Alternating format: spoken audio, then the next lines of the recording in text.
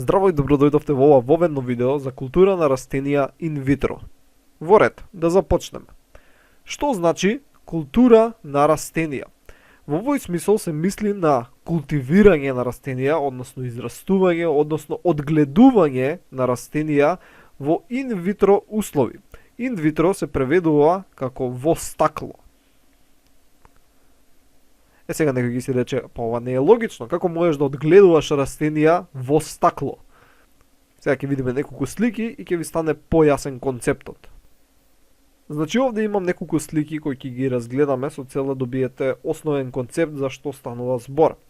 Гледаме дека имаме растенија кои се наоѓаат во затворени садови, кои можат да бидат од стакло, нели од таму потекнува и името ин витро, но денеска може да се користат и пластични садови кои имаат најразлични форми, така може да бидат цилиндрични, може да бидат правоаголни, така имаме овдека петриевки, имаме нешто што наликува на епрувета и така натаму, или доаѓаат и во различни големини. И гледаме дека овие растенија растат во нешто што не е почва. Така, овдека гледате нешто што е транслуцентно, така, што не е почва, личи на некакво си желе. Тоа е всушност вештачки хранлив медиум со кој се храни растенијето, така. Во ред, сега сметам дека имате некакво си општи концепт за што станува збор и сега ќе дадеме една дефиниција за што е всушност метода на култура на растителни ткива. Значи методот на култура на растителни ткива представува култивирање, односно одгледување на изолирани растителни органи, така значи тука спаѓаат лист, семе, плод, така натаму. Ткива, имаме различни ткива како коленхим, склеренхим, ксилен флоем, но најчесто се мисли на парчиња од органи или пак клетки. И сите овие три кои ги подлеков со црвена боја, исто така се нарекуваат експлантанти. Вред, од интактно, односно здраво цело растение, на хранлив медиум во инвитро услови. Што значи тоа? Да речеме дека овдека имаме едно растение, кое што нормално има лист. Вред. Сега, можеме ние да го изолираме листот и тој да го пренесеме во инвитро услови и да го култивираме на хранлив медиум. Дека вака ќе бележам хранлив медиум. Кај што хранлив медиум нели беше ова што беше транслуцентно, кое се наоѓа во основата на растенијето. И овдека можеме нели да го пренесеме листот. Вред, значи тоа е едно. Можеме да пренесеме делче од листот или пак некое посебно ткиво, али најчесто нели тоа ќе биде како фрагмент од органот. Така, значи можеме само делче да земеме, вред, и тоа да го пренесеме, каде што тогаш би имале како фрагментче само, или пак можеме дури и поединечни клетки да изолираме и да ги пренесеме во култура ин витро и да се одгледуваат и од таа една клетка, така, значи од една клетка која ќе добиеме, ние можеме да регенерираме цело растение. Со тек на време од оваа една клетка која ставивме ќе добиеме цело растение. Значи оваа техника има многу потенцијал. Во ред, знаеме дека растенијата може да се размножуваат генеративно, така, значи може да се размножуваат генеративно,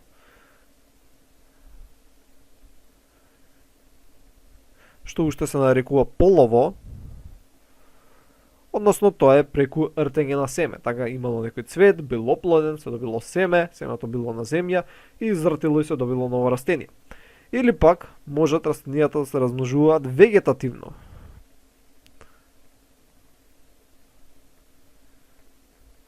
Што уште се нарекува пропагација.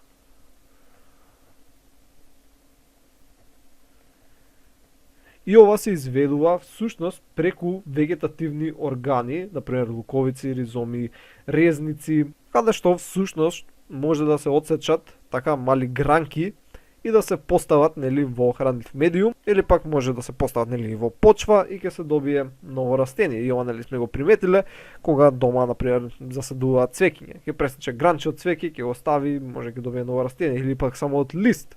Листот ќе го стави нели во вода. И као што ќе остави листот во вода, тој ќе си пушти коренчиња, така например дека се наоѓа во чаша со вода, и ќе пушти коренчиња и после некое време, нели ќе може да се пренесе и понатаму нели од него да се регенерира цело растение. И оваа способност на растенијата да може да се регенерираат од различни вегетативни органи е стварно неверојатна и ни дава многу потенцијал во различни индустрии. Во ред. Значи, овој метод на култура на растителни ткива ни овозможува многу работи. Дел од работите што ни се овозможени, сега ќе ги наброиме. Под 1. Успешно размножување и клонирање на растенија. Значи, можеме да размножуваме растенија, као што видовме нели претходно, вегетативно, и кога, например, правиме вегетативно размножување, тоа е и всушност клонирање, бидејќи нели растенијата кои ќе се добијат се всушност клонови на мајката растенија.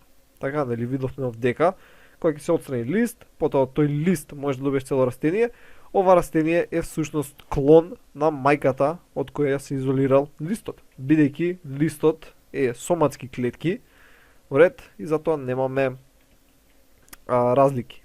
Второ е одржување на екодиверзитет. Например, има некоја си фармацевска компанија која сака, например, одредена билка, во ред, и сега би требало некој човек да отиде, например, на планина и да ја насобере таа билка. Но тоа представува проблем, бидејќи се нарушува диверзитетот на растенија на тоа си поле, така од кај што ја набрал. И тоа понатаму ќе представува голем проблем, бидејќи со тек на време ќе се наруши многу популацијата.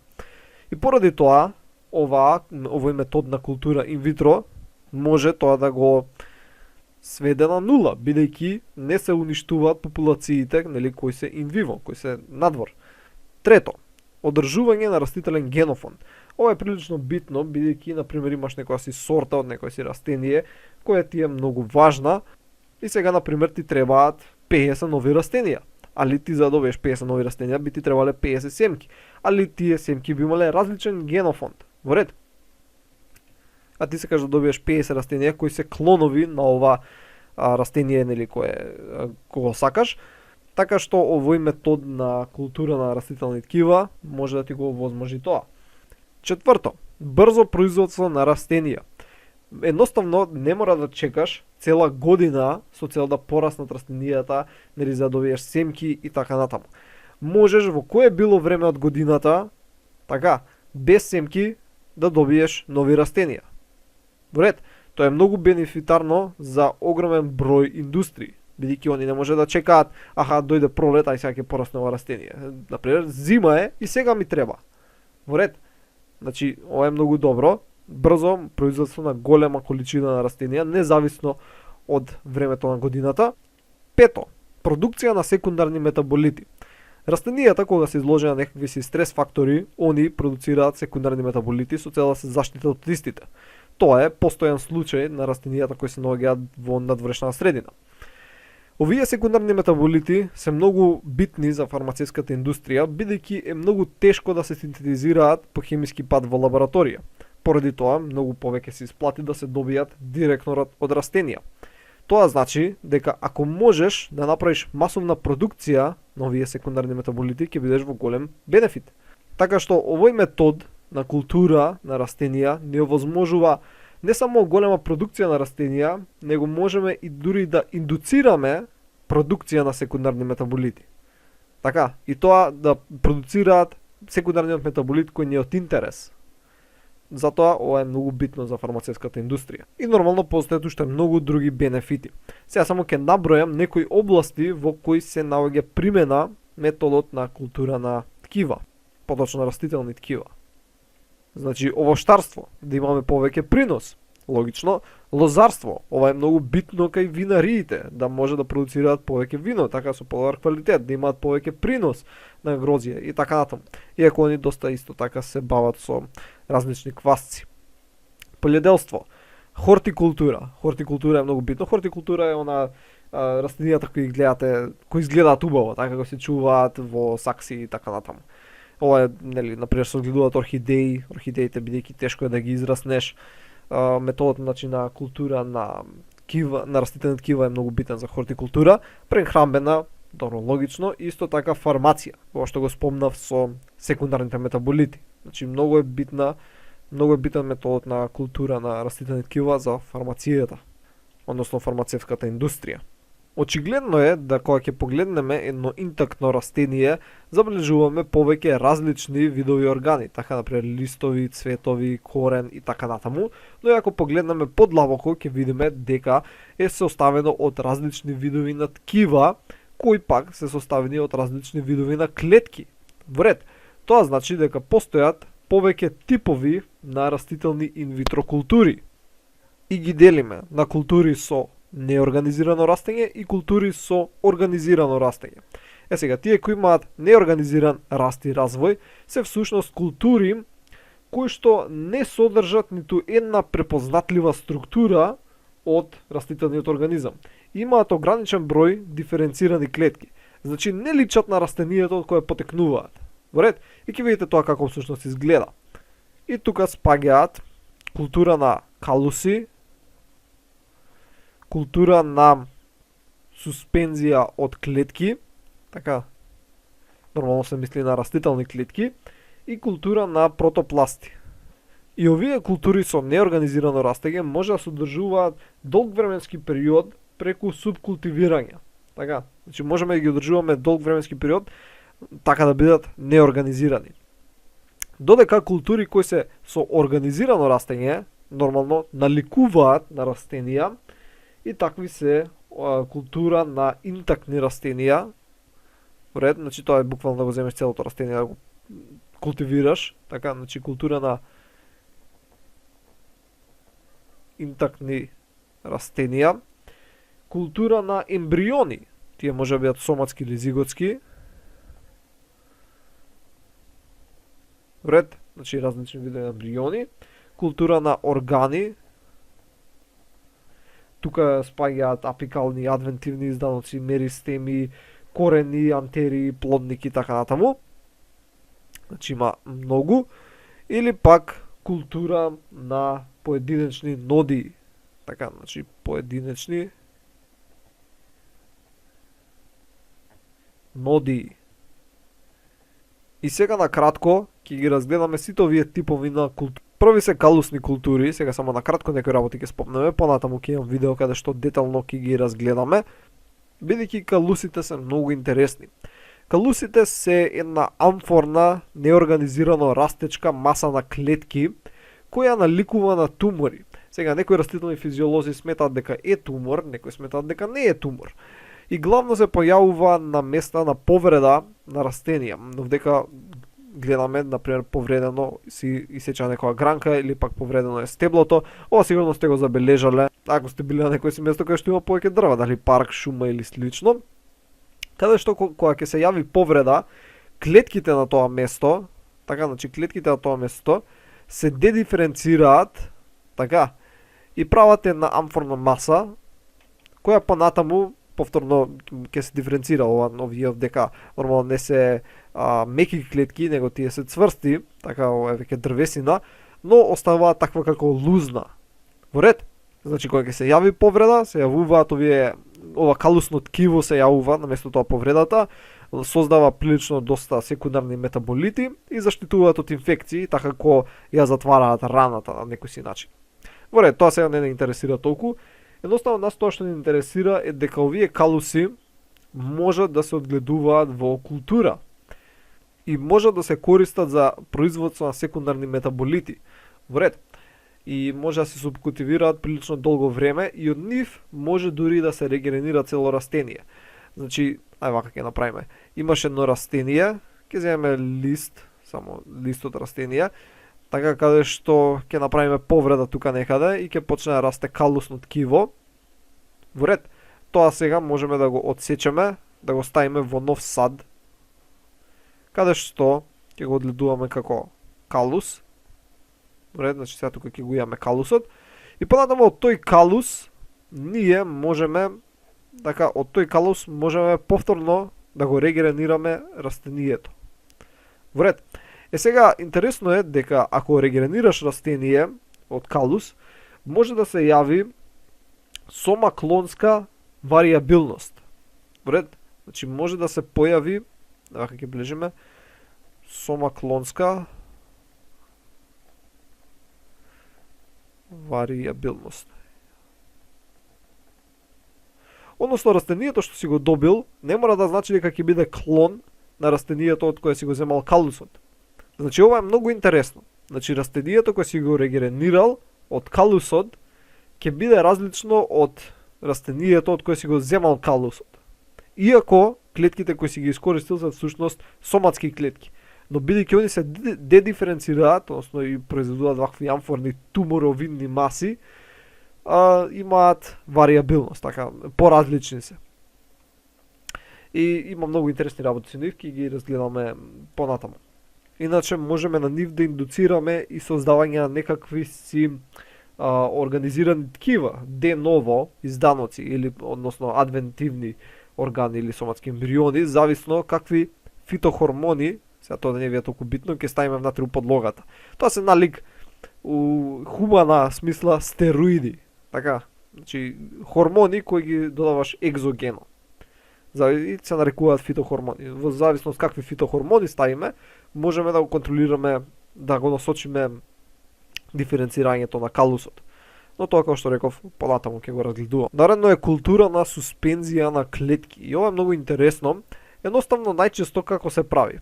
Се зимаат некакви си органи, така, од растението, се прават повреди, овдека по кревите, и почна да се формира калус. Овдека, како што го гледате, е калус. Во ред. Потоа се зимаат парчиња од тој калус, се ставаат во Ерленмајер, и тој Ерленмајер сега се става на тресалка, каде што ова можете да си го замислите дека се тресе во сите насоки. Така, значи вака како се тресе. И со тек на време, калусите кои се наоѓаат ќе почнат да се удираат нели во ѕидовите. Така се мава во ѕидот лево десно, и парчиња клетки од тој калус се оттргнуваат, така, значи како што си го имаш вака калусот, и тој постојано ако се удира, од време на време парчиња клетки ќе заминуваат од него, ќе се одвојуваат. И со тек на време, нормално тој ќе се намали и ќе добиеш еден раствор главно кој ќе содржи клетки, поединечни клетки. Сега нормално ќе останат некакви си парчиња од калусот кои не се деградирале до крај, или пак овие некои клетки ќе почнат да формираат агрегати. Вред, например, оваа со оваа клетка ќе се дое заедно, па ќе направи еден агрегат и така натаму. Но главно ќе добиеш суспензија на поединечни клетки. И постојат методи за да ги отстраниш агрегатите, па да добиеш само повеќе клетки и така натаму, но тоа е веќе индустрија. И сега тоа што ќе добиеш е Ерленмајер со раствор, каде што клетки ќе изгледаат така налик како брашно. Ќе бидат такви ситни, значи ќе изгледа како некој прав да има во растворот. И ова е многу битно во голем дел од индустриите, особено повторно за продукција на секундарни метаболити. Бидејќи замислите си дека ова да го направиме во цела цистерна. Така да не биде вака во Ерленмајерка, него во цел голем погон, да се стави во големи цистерни, да се прават вакви култури, нели со клетки, каде што они постојано ќе растат и ќе ослободуваат одредени метаболити, а ние постојано ќе ги вадиме метаболитите. Значи, може да се добијат големи количини на некаков си продукт. Но исто така можат да се користат за формирање на вештачко семе. Значи, овдека нели реков дека имаме многу клетки, така кои се наоѓаат во овој сад, некој си сад. Значи, од овие поединечни клетки може да се формираат соматски ембриони,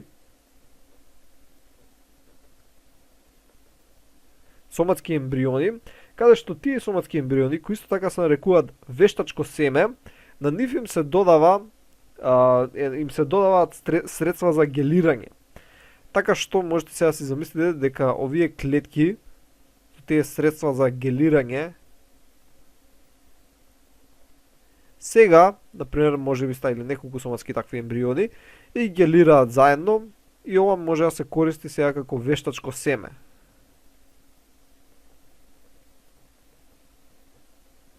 Односно, буквално може да се користи ко семе, да се засади и од тоа ќе изникне цело растение. Вред, значи ова вештачко семе сега можеме да го ставиме и ќе изникне цело растение, без при тоа да имало потреба од оплодување на некој си друго растение по продукција на семки и така натаму. И може да се добијат огромни количини на вештачко семе. Замислете си едно растение да земеме, така, колку калуси можеме да направиме? Огромен број. Така, ние од еден лист На од еден лист направивме големо количество калус, а од тоа големо количество на калус се прави огромно количество на клетки, од сите тие клетки можеме да направиме семиња. Тие растителните клетки имаат способност на тотипотентност и тоа е многу битно, тоа ќе го објаснеме понатаму. Значи може да се продуцираат вештачки семиња и исто така може да се користат за продукција на некакви си биолошки активни материи во различни индустрии. Наредно е култура на протопласти, која е просто кажано е култура на голи растителни клетки. Односно, тоа се растителни клетки на кои им е отстранен клеточниот зид, односно немаат клеточен зид. Обично, дали кога цртаме растителна клетка, ја цртаме на следниот начин, каде што ова овде од надвор е всушност клеточниот зид. Во ред. Сега, клеточниот зид може да биде отстранет со помош на ензими, така, значи имаме пектинази, целулази, кои што можат да действуваат врз, значи пектинази, целулази, дека всушност фали Л, целулази треба, кои што ќе делуваат врз клеточниот зид и всушност ќе го деградираат и тоа што ќе се добие ќе биде само протопластот. Сега, овој протопласт има способност да го создаде повторно клеточниот зид, значи тој нема да остане протопласт за секогаш. Во ред? Сега, зошто воопшто не се битни овие протопласти? Овие главно се користат при генетско модифицирање на растителни организми. Бидејќи можеш да земеш протопласт, например, од домат, и можеш да земеш протопласт, например, од компир. Во ред? Значи компир. И да ги фузираш. Бидејќи ништо не ти пречи за да ги фузираш, бидејќи немаат клеточен зид. Во ред? Значи можеш да направиш фузија и ќе се добие клетка која всушност ќе содржи генетскиот материјал и од протопластот на доматот и од протопластот на компирот, и понатаму од неизе ние можеме да регенерираме цело растение. И тоа растение на него ќе има и компир и ќе има домати. Бред, значи ќе има домати горе, вака додека нели во основата ќе има компири. Сега нормално не е толку едноставно, не можеш ти да фузираш се што сакаш, но сепак е многу интересна тематика. И ќе ја разгледаме доста детално понатаму. И ова е некоја се слика како изгледаат и нормално завземаат сферична форма, бидејќи немаат клеточен зид. Значи ова е битно за ГМО. Иако главно не се прави вака, има други поефективни методи кои се по-практични за работа. Прв тип на култура со организирано растење е култура на интактни растенија. И тие се добиваат преку инокулација на стерилно семе во базална хранлива подлога. Значи овдека да речеме дека имаме базална хранлива подлога и внесуваме едно семе кој ќе обележиме, не знам, со кафена боја. Така, значи ова е стерилно семе, ќе го внесеме и од тоа стерилно семе нели ќе израсне едно интактно младо растение. Вред. И обично ова кога го правиме, понатаму изолираме делови од тие растенија како нови експлантанти за други култури. Наредно е култура на зиготски и соматски ембриони. И првично ќе разгледаме зиготски. Значи ако имаме едно семе, вред, внатре во семето имаме зиготски ембрион. Вред, значи имаме ембрион која е всушност оплодена јајна клетка.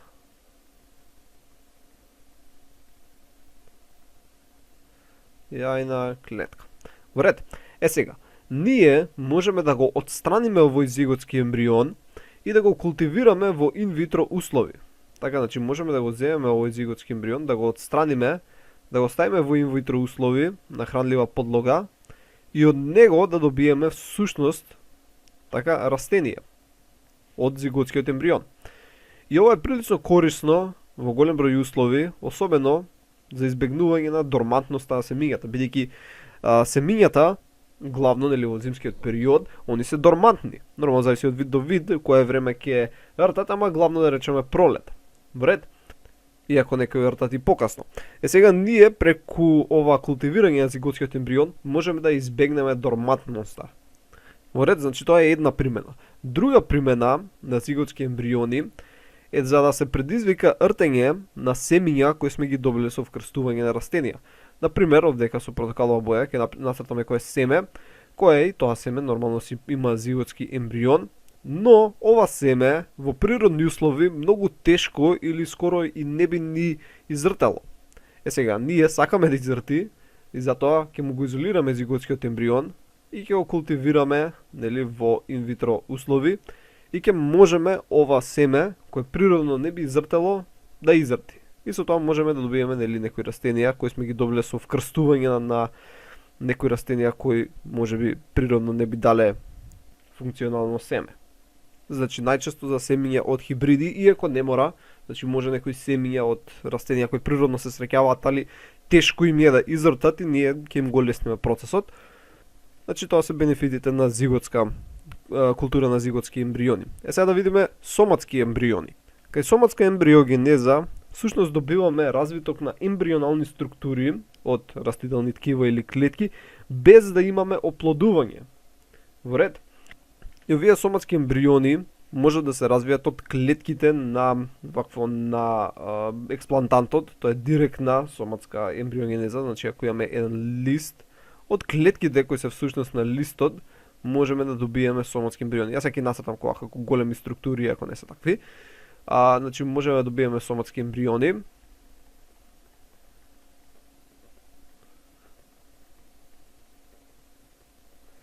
Или пак можеме да добиеме соматски ембриони од клетките на калус, така од калусно ткиво. Да речеме дека имаме калус и на него може да се развијат соматски ембриони. Во ред. Сега, ако се развијат на калус, тоа што се нарекува индиректна соматска ембриогенеза. Така, значи, ова овде е индиректна. Додека ако се развијат на клетките, нели, од експлантантот од растенијето, тоа во тој случај е директна. Значи, директна или индиректна соматска ембриогенеза.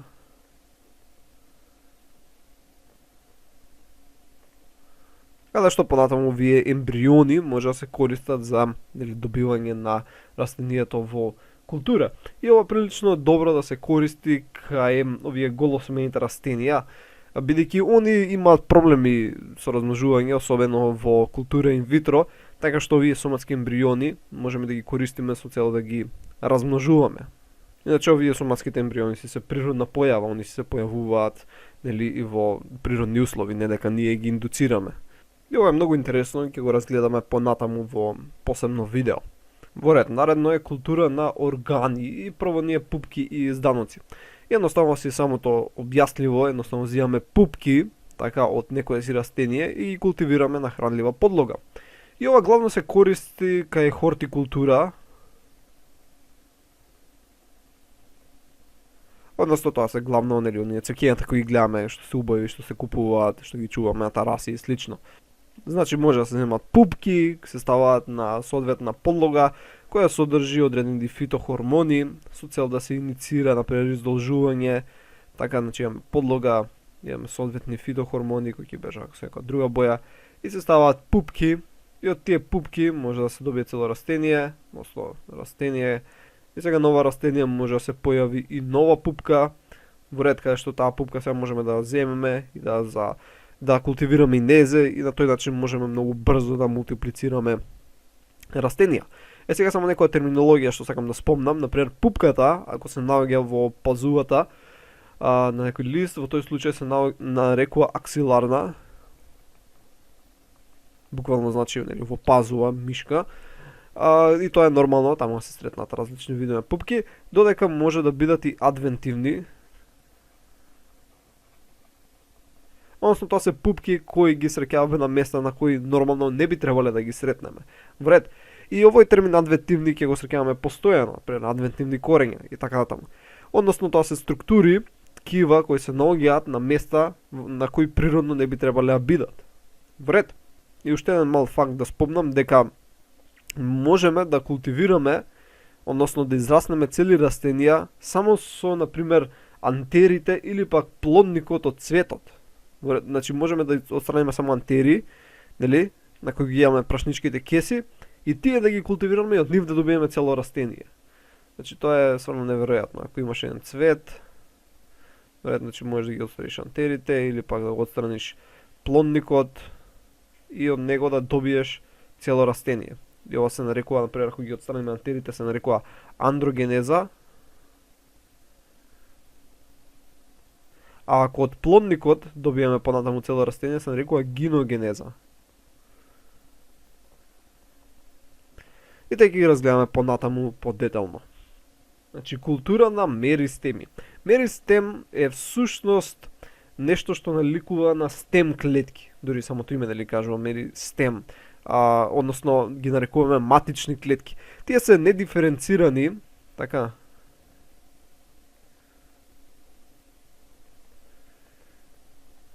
Недиференцирани клетки кои постојано се делат и главно нели се наоѓаат во местата каде што имаме раст на растението. Значи во апикалниот дел, односно врвниот дел, нели кај што расте растението, и се наоѓаат внатре и во стебленцето. Значи се наоѓаат во места каде што имаме раст. Сега, интересно е дека овие клетки толку брзо се делат, така што кога имаме најчесто инфекција, они не се заразени, бидејќи вирусот едноставно не може да постигне да ги зарази, бидејќи они се делат побрзо него што вирусот заразува клетки. Така што најчесто тие се без инфекција.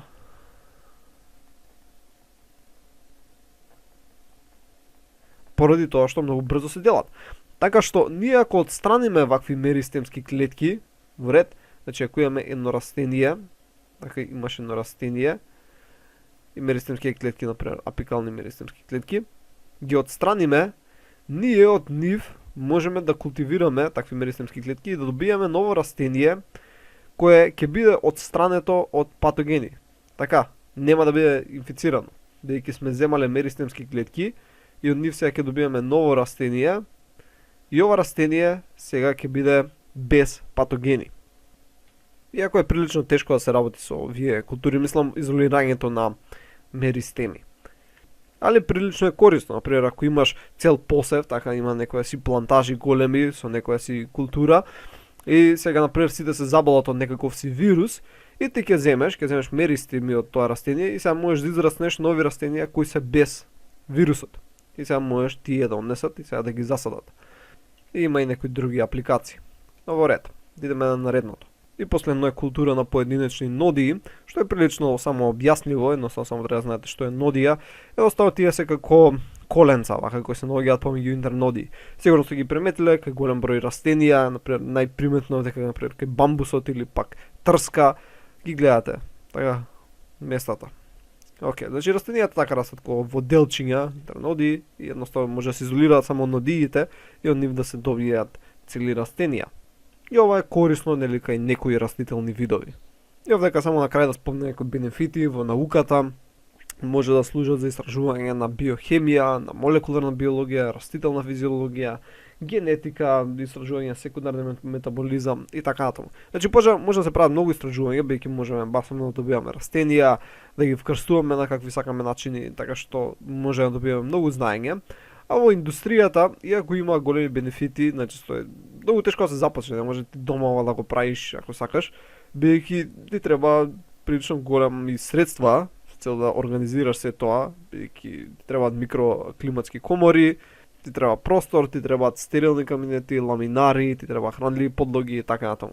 Али ако има ресурси, има потенцијал на пазарот, може да се прави ова во масовни количини, така во масовно производство.